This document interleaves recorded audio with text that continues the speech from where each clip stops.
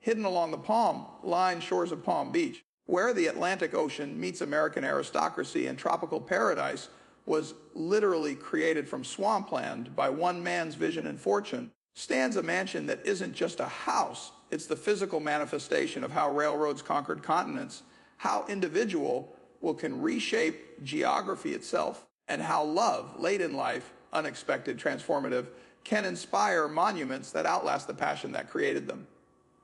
This is Whitehall, and its story isn't simply about wealth or architecture.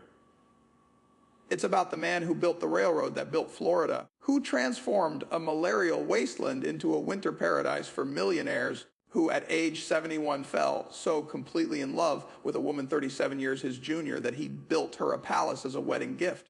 A palace that would become known as the Taj Mahal of North America, not because it looks like the Taj Mahal, but because it shares that monument's essential character, a tribute built by a man of unlimited power to express love that transcends mortality. The year is 1901. Henry Morrison Flagler is 71 years old. He's already accomplished more than most men dream of. He co-founded Standard Oil with John D. Rockefeller, becoming one of the wealthiest men in America. He's built a railroad down the entire east coast of Florida, creating resort towns and transforming a swampy, mosquito-infested peninsula into America's winter playground. He's been married twice. His first wife, Mary, died after years of mental illness. His second wife, Ida Alice, went insane and had to be institutionalized. And then, at an age when most men are preparing for death, Henry Flagler falls in love, deeply, passionately, completely, with Mary Lily Kenan, a woman young enough to be his granddaughter. She's 34, beautiful, cultured, from a prominent North Carolina family, and she sees in this aging titan not just wealth and power, but vitality, vision, a man still building when others would be resting. They marry in 1901, and Flagler decides to build his new bride a wedding gift. Not jewelry, not a yacht, but a mansion, and not just any mansion, something that would announce to Newport, to New York, to every winter resort where old money judged new money, that Florida had arrived, that Palm Beach was now the equal of any place American aristocracy gathered, that Flagler's vision of tropical paradise for the wealthy was not just real, but magnificent. The site he chose was oceanfront property in Palm Beach, land that barely existed before Flagler's railroad and development made it valuable. Palm Beach in 1901 was essentially Flagler's creation. He'd built the railroad that connected it to the rest of America. He'd built the Royal Poinciana Hotel, at the time the world's largest wooden structure, to house the wealthy tourists his railroad brought south. He developed the infrastructure, the services, the entire ecosystem that made winter resort life possible in subtropical Florida.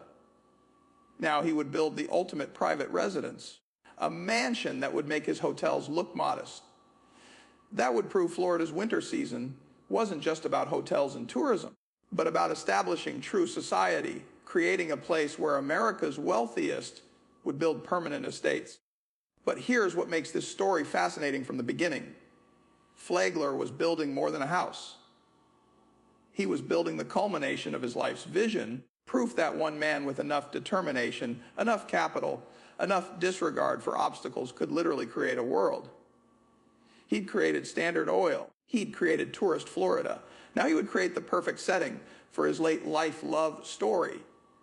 The architects he chose were Carrey and Hastings, the same firm that designed the New York Public Library and would later design Mill's Mansion's transformation. John Carrey and Thomas Hastings were masters of Beaux-Arts, arts architecture, trained at the École des Beaux-Arts in Paris, specialists in creating buildings that announced importance without shouting about it. They designed Whitehall in the Beaux-Arts style with strong classical influences, symmetrical, elegant, drawing on Renaissance and Baroque precedents, but interpreted through American materials and Florida climate considerations.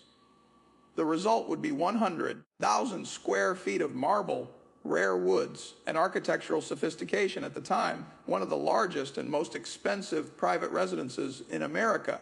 Construction began in 1901 and was completed in just 18 months, an almost impossible timeline for a project of this scale. But Flagler had railroad company, resources, construction crews, supply chains, all the infrastructure he built for his Florida developments. When Henry Flagler wanted something built, it got built quickly and it got built right. The real purpose behind this grand structure. On the surface, a wedding gift, a home for Henry and Mary Lily, but deeper than that, it was legacy building. Flagler was 71 when construction began. He knew his time was limited. The mansion was his final statement, proof that everything he'd built in Florida wasn't speculation or delusion, but solid, permanent, magnificent. If Palm Beach could support a residence like Whitehall, then Flagler's vision was vindicated. Why here? Why this isolated spot? And Palm Beach in 1901 was still relatively isolated, accessible primarily by Flagler's railroad, because that isolation was strategic. Flagler had created Palm Beach specifically to be isolated, a winter paradise removed from the cold north, but also removed from the rough frontier Florida that still existed just inland. The isolation was luxury. The difficulty of access was exclusivity. You couldn't just stumble into Palm Beach. You had to want to come there, had to make the journey deliberately, had to be part of the world that valued tropical winter escape. The location on the ocean was both practical and symbolic. Practical because oceanfront provided cooling breezes in Florida's heat, because the views were spectacular, because beachfront was the most desirable real estate. Symbolic because Flagler had conquered the Atlantic coast. His railroad ran from Jacksonville to Key West. And Whitehall sat literally at the edge of his achievement, overlooking the ocean he'd made accessible to American wealth. The construction of Whitehall was an exercise in controlled excess, spending whatever it took to achieve perfection, but doing so with architectural restraint rather than vulgar ostentation. The mansion cost $2. $5 million to build in 1902 dollars. Adjusted for inflation, that's roughly $85 million today. But more importantly, it represented the culmination of Flagler's ability to marshal resources, coordinate labor, source materials, and execute vision. Henry Morrison Flagler wasn't just a wealthy man building a house. He was an industrialist applying industrial methods to residential construction. The same organizational genius that built Standard Oil and extended railroads through impossible terrain now focused on creating the perfect mansion in 18 months. Materials came from around the world: marble from Italy and Greece, hardwoods from Europe, furniture from France, art from established dealers. Flagler had the resources to acquire the best of everything, and the transportation network, his own railroad, to deliver it all to Palm Beach efficiently. The construction timeline was aggressive, but achievable given Flagler's advantages. Groundbreaking in 1901, foundation and structural work through that year. 1902 saw the building rise rapidly. Beaux-Arts architecture symmetry actually aided construction because repetition of elements created efficiency. By early 1902, the mansion was structurally complete. The remainder of the year was interior finishing, plasterwork, painting, installation of elaborate woodwork, laying of marble floors, hanging of chandeliers, installation of the most advanced systems available. The unique features of Whitehall's design reflected both Flagler's personality and Florida's climate requirements. The mansion was designed for entertaining on a grand scale. Flagler wanted to prove Palm Beach society was real society, and that required spaces where hundreds of guests could gather comfortably. But it also had to function in subtropical Florida, a climate northern architects didn't naturally understand. High ceilings allowed hot air to rise. Large windows caught ocean breezes. Wide verandas provided outdoor living space while shading walls from direct sun. The architecture had to be both impressive and practical, both northern in its cultural references and southern in its climate adaptation. The challenges the builders faced were substantial. Palm Beach's sandy soil required deep foundations. The ocean's salt air threatened to corrode metal elements. Florida's humidity could damage wood and fabric. Termites were a constant threat. The building had to be constructed to withstand hurricanes, not as well understood in 1902 as now, but Flagler had been in Florida long enough to respect the storms. The estate occupied about 15 acres of oceanfront property, vast by Palm Beach standards, where every foot of beachfront was increasingly valuable. The mansion itself covered roughly 100,000 square feet across 3 floors. This wasn't the largest private residence in America, The Biltmore Estate in North Carolina was larger, but it was certainly among the most expensive and architecturally significant. The significance of the location went beyond real estate value. Whitehall sat at the heart of Flagler's created world. The Royal Poinciana Hotel was nearby. His guests could visit. The railroad stopped at Palm Beach specifically because Flagler built it to stop there. The infrastructure, the social scene, the entire economy of Palm Beach existed because Flagler willed it into existence. Whitehall was both crown jewel and proof of concept, the ultimate validation that his Florida vision wasn't fantasy, but achievable reality. The location also provided strategic social positioning. Flagler was competing with established resort areas, Newport, Bar Harbor, the Berkshires, all controlled by old money families who viewed his Standard Oil fortune as tainted by commerce. By building in Florida, in his own created territory, Flagler didn't have to compete on their terms. He set his own standards, created his own society, established Palm Beach as a place where wealth was sufficient credential regardless of its source. Henry Flagler and Mary Lily moved into Whitehall in February 1902, just in time for the peak of Palm Beach's winter season. The mansion immediately became the center of Palm Beach social life, not just because of its magnificence, but because Henry and Mary Lily entertained with a generosity and style that set new standards for Florida hospitality. Mary Lily Kenan Flagler was no mere trophy wife. She was intelligent, socially skilled, and genuinely devoted to her elderly husband. At 35, she could have chosen almost anyone. She chose a 72-year-old man, and by all accounts, the marriage was happy. She brought youth and social grace. He brought experience, power, and a willingness to indulge her every wish. The mansion became their stage.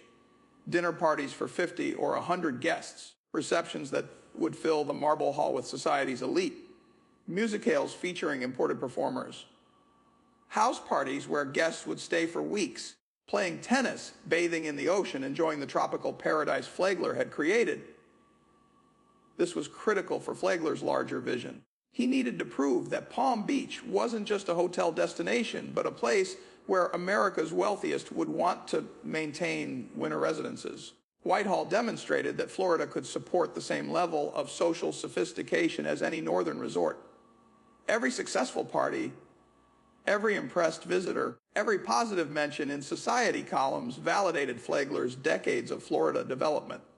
The mansion played a role far beyond private residence. It was showplace, social laboratory, proof of concept for Palm Beach as winter capital. When guests left Whitehall impressed, they'd consider building their own Palm Beach estates.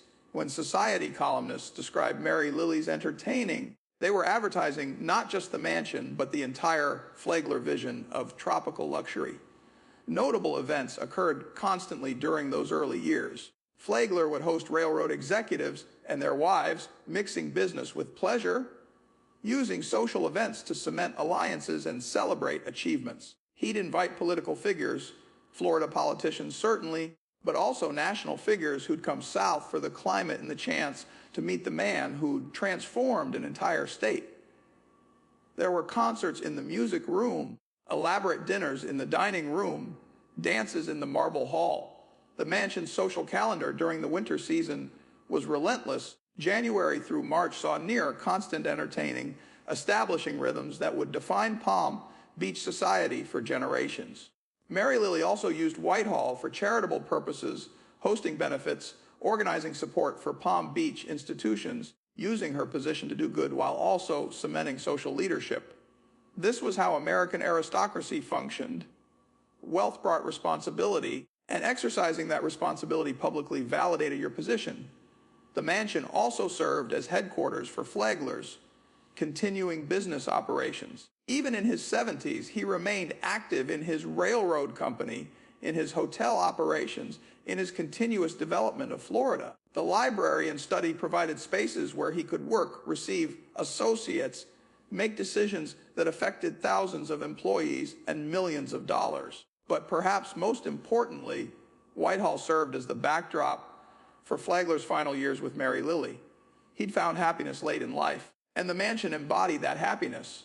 Every room reflected their partnership, his resources and vision, her taste and social grace, their shared enjoyment of beauty and luxury, Whitehall was designed to impress from the moment visitors approached. The mansion's facade was pure Beaux-Arts, classical, symmetrical, beautifully proportioned, finished in white marble that glowed in Florida sunshine, columns, pediments, all the architectural vocabulary of power and permanence translated into Florida reality. But it's inside where Whitehall reveals its true character. The mansion originally contained 73 rooms, not the most in America, but certainly enough for any conceivable function.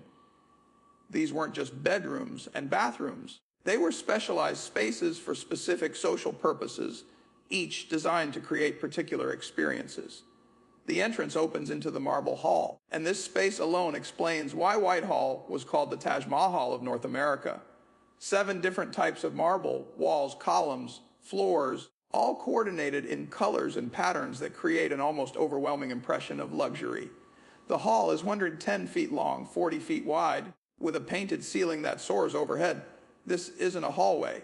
It's a ballroom, a reception hall, a statement that you've entered a place where normal rules of residential scale don't apply. The Marble Hall was designed for entertaining hundreds. During the season, it would fill with guests in evening dress, with musicians providing background ambience, with light from elaborate chandeliers reflecting off polished marble surfaces. This was theater, social theater, where wealth and taste were performed for an audience of peers. Off the Marble Hall opens a series of remarkable rooms, each designed in a different historical style, a characteristic of Beaux-Arts architecture that believed rooms should have distinct characters rather than uniform decoration. The music room was Louis XV French, delicate, ornate, feminine, gilded furniture, silk wall coverings, a space designed for intimate musical performances or ladies' gatherings. The room embodied refinement, suggesting that wealth could appreciate beauty rather than just accumulate possessions. The library was Italian Renaissance, darker, more masculine, lined with carved wood and leather-bound volumes. This was Flagler's domain, where he'd retreat with male guests for cigars and conversation about business, politics, the serious matters that money and power navigated. The dining room could seat 40 comfortably, critical because Flagler entertained on a scale that required feeding dozens at once. The room was designed to facilitate both intimate dinners and grand banquets with removable tables, sections, and flexible seating arrangements. There was a Swiss billiard room, another masculine space where men would retire after dinner, a drawing room for Mary Lily's entertaining, a breakfast room for informal morning meals. Each room had its own character, its own purpose, its own contribution to the mansion's social functioning. The grand staircase, every great house needed one, rose from the Marble Hall with theatrical drama. This was where Mary Lily would make entrances, where guests would promenade, where social hierarchies were performed through who descended when and in whose company. Upstairs, the master bedroom suite occupied the entire south end of the second floor. Flagler and Mary Lily had separate but connected bedrooms, Victorian Edwardian propriety, plus sitting rooms, dressing rooms, bathrooms with the latest plumbing technology. These weren't just bedrooms, but private apartments within the larger mansion. Guest bedrooms filled the remaining second floor space, each well appointed, each with private or semi-private bath, each designed to make visitors comfortable while subtly reminding them they were guests in someone else's magnificence. The third floor contained additional guest rooms and servants' quarters. The staff required to maintain Whitehall and serve the Flaglers was substantial, dozens of people working in invisible efficiency to create the appearance of effortless luxury. The architectural styles throughout were deliberately varied. Beaux-Arts architecture believed in eclecticism, in drawing on historical precedents to create rooms with distinct identities. But everything was coordinated by an overall aesthetic that prioritized classical proportions, quality materials, and masterful craftsmanship. The color palette throughout was rich but sophisticated, lots of white and cream marble, golden gilding used liberally but tastefully, rich wood tones, colors that felt luxurious without being garish, that announced wealth without shouting about it. The furniture was largely European antique or high-quality reproduction, French particularly, with some Italian and English pieces. Flagler understood that old European furniture carried cultural authority that new American furniture, however well made, couldn't match. Innovative features included the most advanced climate control possible in 1902, though this meant primarily good ventilation rather than air conditioning, which wouldn't be practical for residential use for decades. Electric lighting throughout still relatively novel in 1902, particularly in Florida. A telephone system, Flagler had helped develop Florida's phone infrastructure. Modern plumbing with multiple bathrooms, revolutionary at the time when many even wealthy homes had limited facilities. The mansion also featured one of Florida's first residential elevators, essential given Flagler's age and the three-floor layout. This wasn't just luxury, it was practical necessity for an elderly man building a vertical mansion. What made Whitehall architecturally significant wasn't invention. It didn't pioneer new styles or techniques. What made it significant was perfection of type. This was Beaux-Arts classical architecture executed flawlessly, demonstrating what unlimited resources and skilled architects could achieve. It set standards for Palm Beach architecture that would influence the area for decades. In 1902, the landscape surrounding Whitehall was relatively simple compared to what would come later.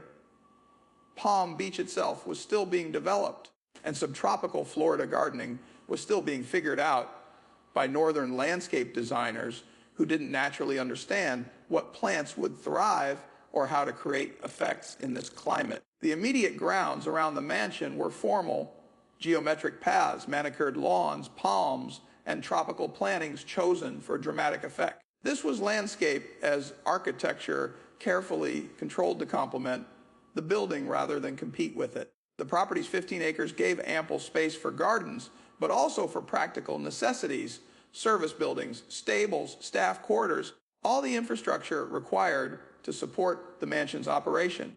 These were kept visually separate from the main house through strategic plannings and intelligent site design. The oceanfront location was the property's greatest landscape feature. Direct Atlantic access meant private beach, ocean breezes, spectacular views. The sound of waves provided constant natural ambience.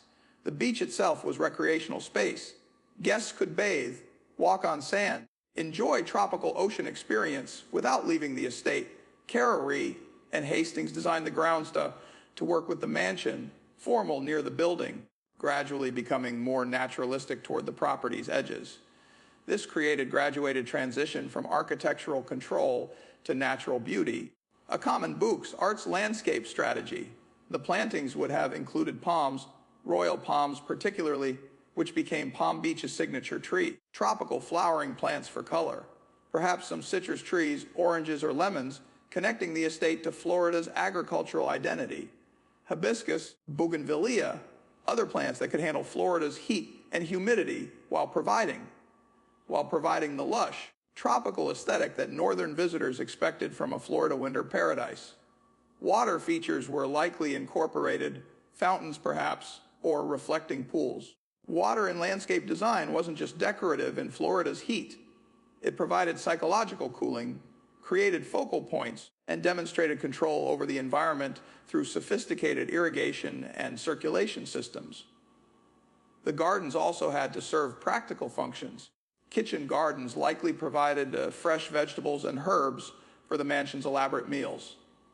Though Flagler could afford to import anything, fresh produce grown on site was both economical and a mark of self-sufficiency that wealthy estates valued. The challenge in 1902 was that subtropical Florida gardening was still experimental for northern trained landscape architects. Native Florida vegetation, palmettos, live oaks, sawgrass wasn't considered ornamental by northern aesthetics. So landscape designers imported plants from similar climates, Mediterranean Europe, Caribbean islands, tropical Asia, creating gardens that looked tropical but weren't necessarily native Florida. This created maintenance challenges. Imported plants required constant care to survive. Irrigation was essential. Florida's dry season meant plants would die without supplemental water. Pest control was ongoing battle. Tropical climate meant tropical insects, and early 20th century pesticides were crude at best. The grounds also required hurricane consideration. though this wasn't as well understood in 1902 as it would become. Trees had to be either sturdy enough to withstand tropical storms or expendable enough to replace after damage. Landscape infrastructure, fountains, statuary, walls had to be built to survive high winds. The estate's 15 acres also provided privacy buffer, critical for someone of Flagler's prominence. Landscaping created visual screens from neighboring properties and from the street, ensuring the mansion remained private sanctuary despite being an increasingly developed Palm Beach.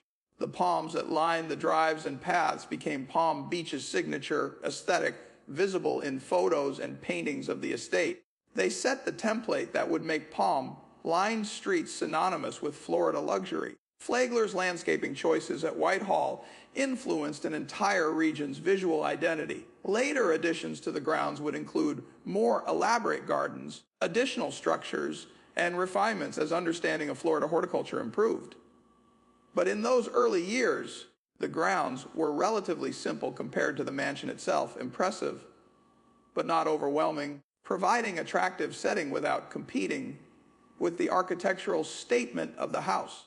The most dramatic change in Whitehall's history came not through renovation, but through tragedy and abandonment.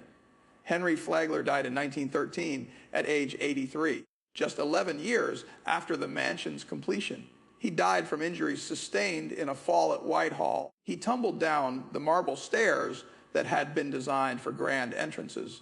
A cruel irony that his architectural statement became the site of his fatal accident. Mary Lily inherited everything: the mansion, the railroad company holdings, the hotels, an enormous fortune estimated at $100 million.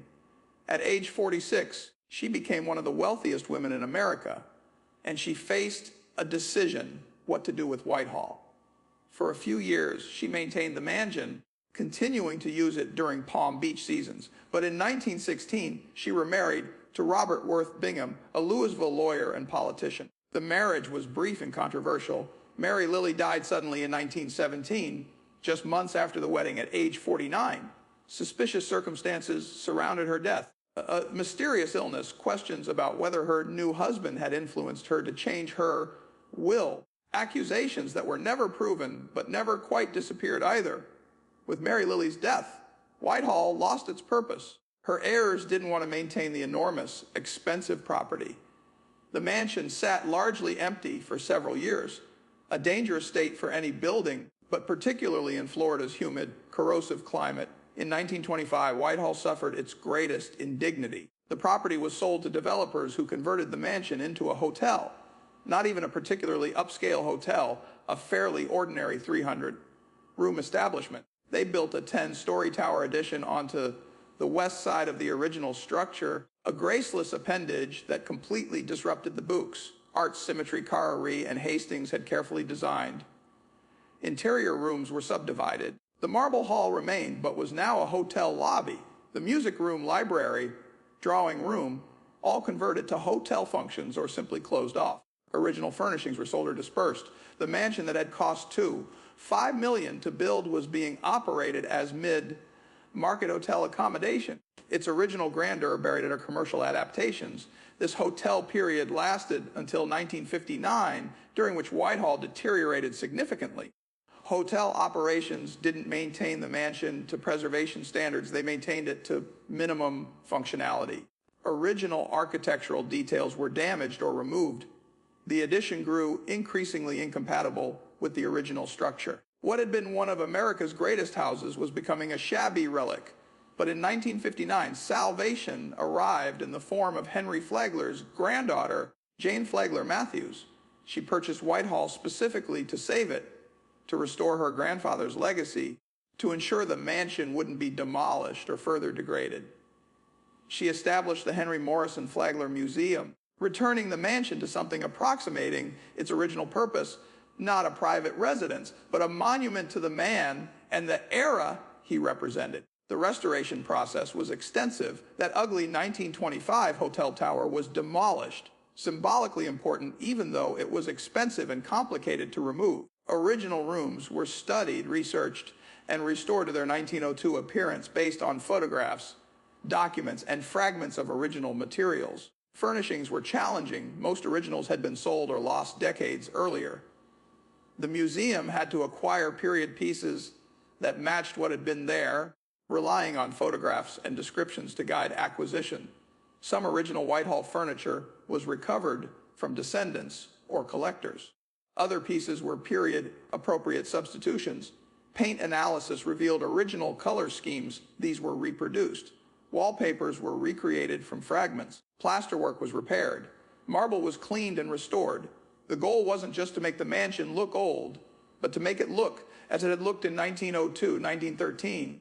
During Flagler's lifetime, the restoration maintained historical integrity while adding necessary modern systems, climate control to protect artifacts and make the museum comfortable for visitors, fire suppression systems, critical in Florida where wooden structures burn readily, updated electrical to support museum lighting and security. All of this infrastructure was integrated as invisibly as possible to preserve the historical aesthetic. Significant rooms that had been altered were painstakingly returned to original configurations. The Marble Hall was restored to its full glory. The music room, library, and other major spaces were brought back. Some areas that had been too damaged to fully restore were documented and interpreted rather than rebuilt, honest about what survived versus what was recreated. Whitehall's darkness isn't supernatural, it's human. The mansion embodies contradictions and tragedies that reveal uncomfortable truths about Gilded Age America and the costs of creating paradise. The first darkness is in the mansion's very foundation, Standard Oil money. Henry Flagler made his fortune as John D., Rockefeller's partner in what became one of the most ruthlessly monopolistic corporations in American history. Standard Oil crushed competitors, manipulated markets, exploited workers, and concentrated wealth to a degree that eventually required federal intervention and the company's forced breakup. Every marble column in Whitehall was paid for by business practices that destroyed independent oil operators. Every piece of European furniture was purchased with profits extracted from workers who had no union protection, no safety standards, no recourse against corporate power. The mansion is beautiful, but its beauty was built on a system of extraction and exploitation that defined the Gilded Age's greatest excesses. The railroad that made Palm Beach possible also displaced people. Florida's development under Flagler required taking land, disrupting existing communities, transforming ecosystems without regard for environmental or social consequences. Native American communities that still existed in Florida were pushed further into the Everglades. Black laborers who built Flagler's railroad worked in brutal conditions for minimal pay.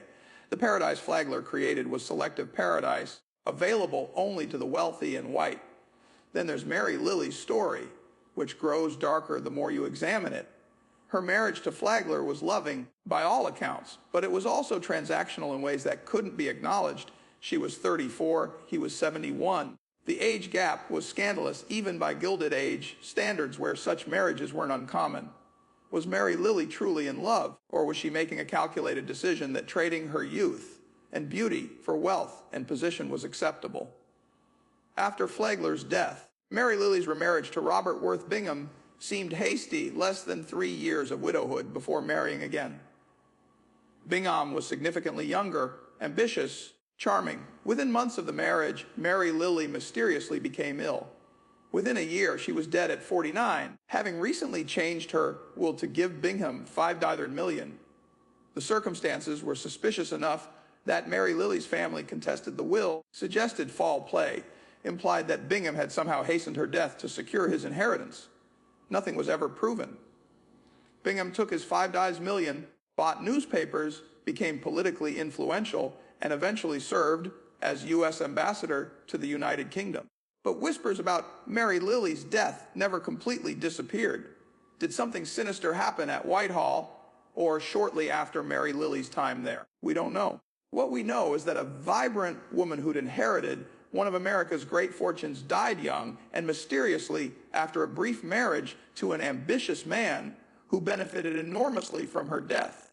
That's a darkness that hangs over the mansion story, whether or not actual crime occurred.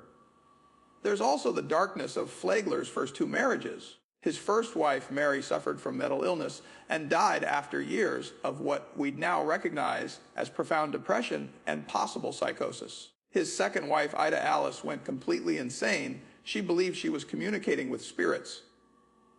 Eventually, with the Tsar of Russia, Flagler had her committed to a sanatorium where she lived out her days divorced from reality.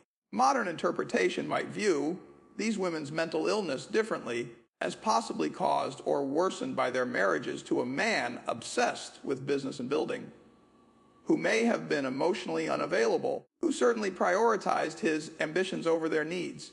We can't diagnose from a century's distance. But the pattern is troubling.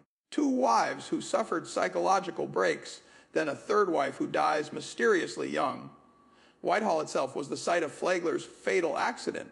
The grand staircase in the Marble Hall, designed for elegant descents, is where he fell in 1913, sustaining injuries from which he never recovered. There's something almost poetic about this. The man who built to impress is killed by his own architectural statement. The stairs, meant to showcase social ascendance, become the site of his literal and metaphorical fall. The mansion also embodies the broader darkness of Palm Beach's creation. This wasn't just development, it was transformation that destroyed existing ecosystems. Wetlands were drained, native vegetation was cleared, natural Florida was replaced with manufactured tropical paradise designed to appeal to northern aesthetics. The environmental cost of creating Palm Beach was enormous, though little considered in 1900. The social cost was exclusion. Palm Beach was explicitly designed as a resort for wealthy whites. Black Floridians who worked in hotels and estates lived in segregated areas out of sight. Jewish visitors faced discrimination at hotels and clubs. The paradise Flagler created was predicated on rigid social hierarchies that excluded anyone who didn't fit narrow definitions of acceptable society. Whitehall hosted dinners and parties where America's elite celebrated their status while being served by people who could never aspire to such luxury, who were valued only for their labor, whose humanity was invisible to the parties they facilitated. There's also a quieter darkness in what the mansion represents about value and priorities. The two Dows.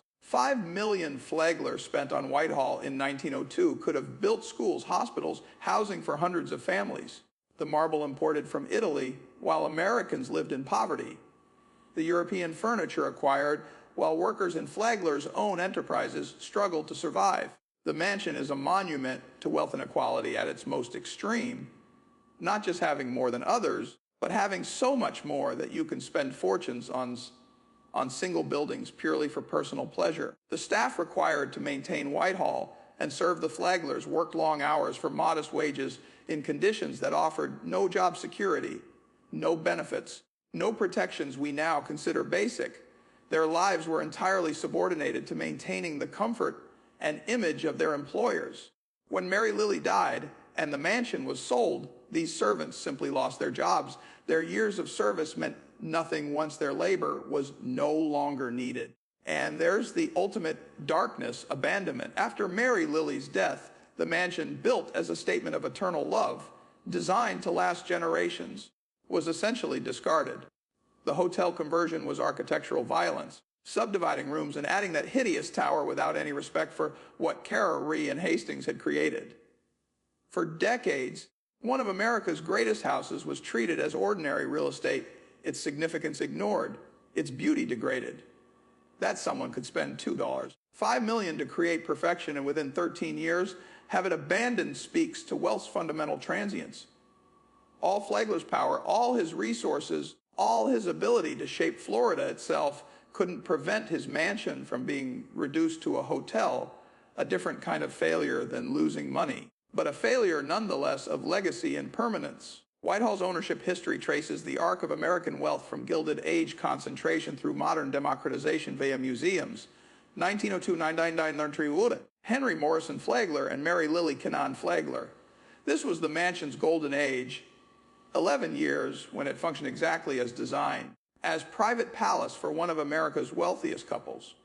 During this period, Whitehall defined Palm Beach society, set standards for entertaining, and validated Flagler's entire Florida vision. 1919, Mary Lily Kenan Flagler alone After Henry's death, Mary Lily continued using the mansion seasonally, though her remarriage in 1916 to Robert Worth Bingham created complexity.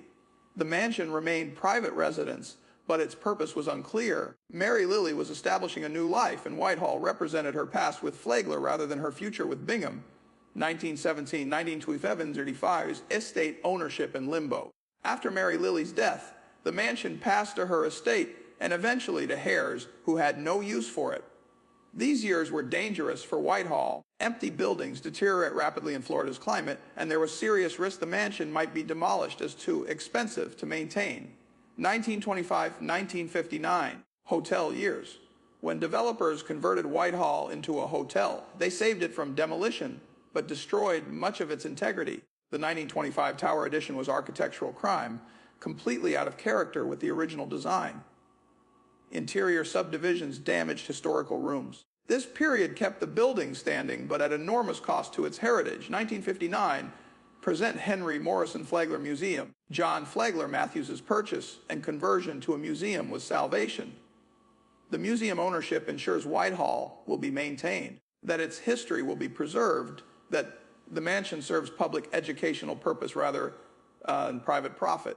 The transformation from private residence to public museum represents a broader pattern in American cultural heritage. Many Gilded Age mansions faced similar choices: demolition, conversion to institutional use, or preservation as museums. The ones that survived as museums now serve roles their builders never imagined educating the public about Gilded Age wealth, inequality, and the era's complex legacy. Famous figures connected to Whitehall include not just Flagler and Mary Lily, but also the countless wealthy Americans who visited during its private years. Lists of Whitehall guests would have included Rockefellers, Astors, Vanderbilts, and other names synonymous with Gilded Age wealth. These weren't just social visits, they were networking, alliance, building, the invisible work of maintaining and exercising power. Political figures also visited. Florida politicians certainly seeking favor from the man who controlled much of their state's economy. National politicians came south for winter vacations and were entertained at Whitehall. These visits weren't ceremonial.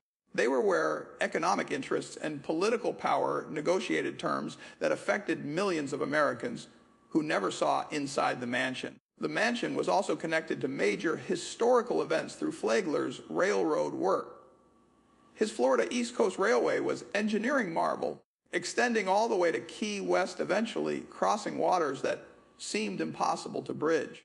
The railroad opened Florida to development and tourism on unprecedented scale. Decisions made in Whitehall's library shaped that work and thus shaped Florida's entire trajectory. Cultural icons of the era would have visited or at least known of Whitehall: artists, writers, musicians who spent winters in Palm Beach's resort climate.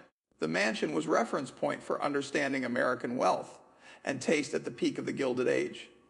Today, Whitehall functions as the Henry Morrison Flagler Museum, one of Florida's most significant house museums and National Historic Landmark since 1973. The mansion welcomes roughly 100,000 visitors annually who come to experience Gilded Age luxury and learn about the man who created modern Florida. The museum has maintained or restored the mansion's major rooms to their 1902-1913 appearance. The Marble Hall impresses visitors exactly as it impressed Flagler's guests. 7 types of marble, soaring painted ceiling, scale that announces importance.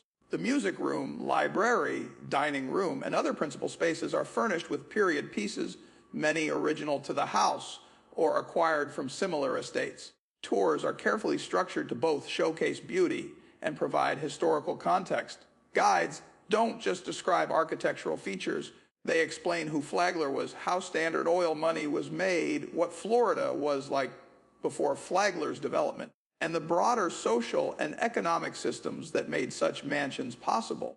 The interpretation has evolved to address uncomfortable aspects of Gilded Age wealth rather than simply celebrating luxury. The mansion has adapted to modern museum needs while respecting historical character. Climate control protects artifacts and keeps visitors comfortable in Florida heat, essential for a building that originally relied on natural ventilation. Security systems protect valuable furnishings and artwork.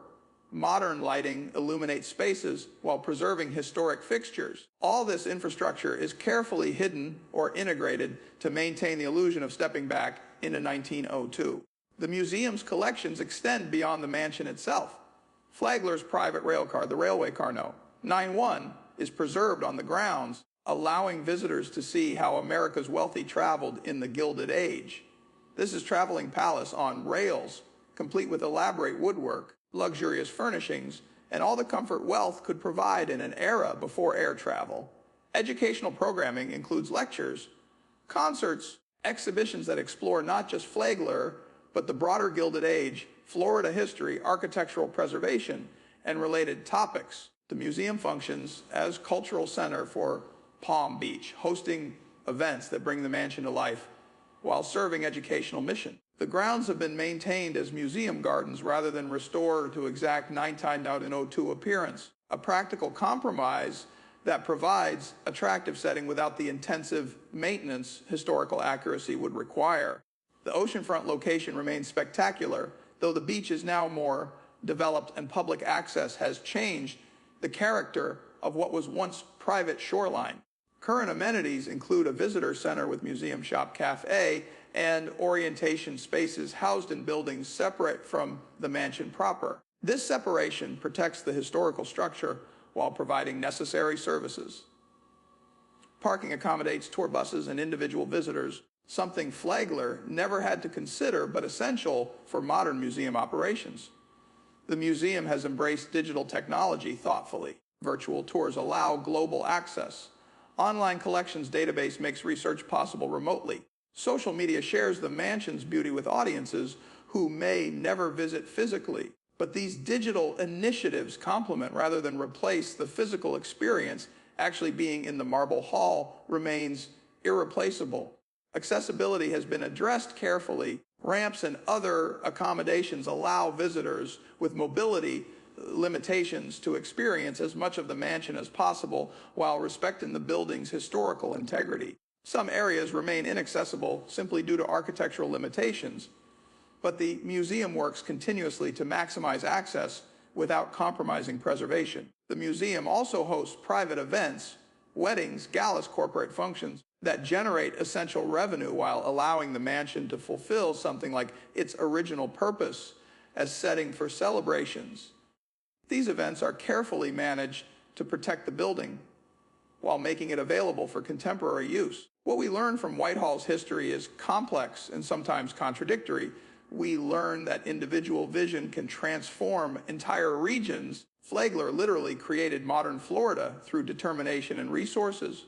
We learn that wealth can create extraordinary beauty. The mansion is genuinely magnificent, a testament to human aesthetic achievement. We learn that love, even late in life, can inspire grand gestures. Flagler built Whitehall as a wedding gift, an expression of feeling that transcended mere acquisition. But we also learn that wealth has sources, and those sources matter. We learn that creating paradise for some often requires exploitation of others. We learn that monuments built to last forever can be abandoned within years. We learn that even the wealthiest, most powerful people are mortal, and their legacies are shaped more by others than by their own intentions. The mansion remains a symbol of power and prestige, though what that symbolizes has shifted. In Flagler's time, it represented his achievement. I built Florida, and this proves it. Today, it represents an era. This is what Gilded Age wealth looked like. This is how America's richest lived. This is the beauty and the cost of such extreme inequality. Is the mansion still mysterious? In some ways, yes. The exact dynamics of Flagler's marriages remain opaque. Mary Lily's death retains unanswered questions. The mansion's interior emotional life, what really happened in those magnificent rooms beyond the social performance, remains largely unknown. But the mystery now is more philosophical. How should we feel about Whitehall? Should we celebrate it as architectural achievement or critique it as monument to inequality? Can we hold both responses simultaneously? The mansion forces these questions on thoughtful visitors, and that might be its most important contemporary function. The future of Whitehall seems secure. Museum status provides protection, endowments fund maintenance, Designation as National Historic Landmark ensures preservation. But security isn't the same as relevance. The challenge for the museum is remaining meaningful to new generations whose relationship to wealth, inequality, and history differs from previous generations.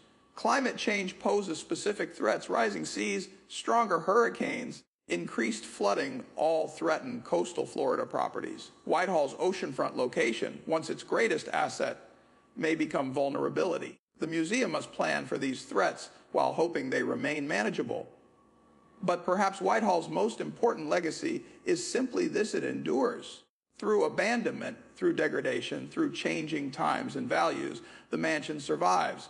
It stands as evidence that beautiful things, once created, develop their own claims to preservation independent of their creator's intentions or the circumstances of their creation.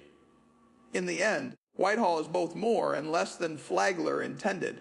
Less because it's not a private palace anymore, not the exclusive domain of one wealthy couple. More because it's become something larger, a public treasure, an educational resource, a window into an era that shaped America profoundly. The mansion Henry Flagler built as a wedding gift has become a gift to everyone who visits, not in the material luxury of marble halls and gilded rooms, but in the opportunity to encounter history directly, to walk through spaces where American wealth once performed itself, to think about what we've inherited from that era and what we still owe to its unresolved questions. On the palm-lined shores of Palm Beach, where the Atlantic waves still crash as they did when Flagler first saw this coast, Whitehall stands. Not quite what its builder intended, not quite what any single person could have planned, but standing nonetheless beautiful, complicated, instructive, and enduring. As you stand in the marble hall, as light streams through tall windows onto 7 types of marble, as you imagine Mary Lily descending the grand staircase in evening dress while an orchestra plays, ask yourself, what monuments are we building today? What will they say about us a century from now?